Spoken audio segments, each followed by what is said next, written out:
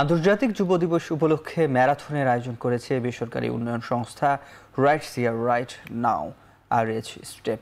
সকাল ৬টায় হাতিরঝিলের ৭.৫ কিলোমিটার ম্যারাথনে অংশ নেন দেশের বিভিন্ন ইউথ সংগঠনের তরুণরা।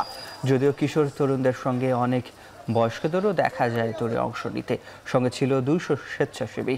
তরুণদের দক্ষ জনশক্তি হিসেবে গড়ে তোলার লক্ষ্যেই এই আয়োজন বলে জানান আয়োজকরা। জানান এই তরুণরা বছরব্যাপী যৌন ও প্রজনন স্বাস্থ্য অধিকার নিয়ে কাজ করে। এছাড়াও বাল্যবিবাহ ও যৌন হয়রানি রোধের পাশাপাশি কুসংস্কার থেকে বাঁচাতে সচেতনতা সৃষ্টি করে থাকে। তারা যেন বাংলাদেশের বিভিন্ন প্রান্তে মানুষের কল্যাণে এগিয়ে আসে সেই প্রত্যাশাও আয়োজকদের। এই দৌড় প্রতিযোগিতা শুধু শারীরিক সক্রিয়তার বার্তাই দেয় না, বরং টেকসই উন্নয়নে যুবকদের অংশগ্রহণের গুরুত্বকে তুলে ধরে। আর স্টেপ দীর্ঘদিন ধরে যুব কিশোর কিশোরী স্বাস্থ্য শিক্ষা অধিকার নিয়ে কাজ করে আসছে। এই ইভেন্ট তারই একটি ধারাবাহিকতা। আমরা জানি যে আমাদের অ্যাডোলেসেন্ট এবং ইয়ুথরাই হচ্ছে আগামী দিনের ভবিষ্যৎ।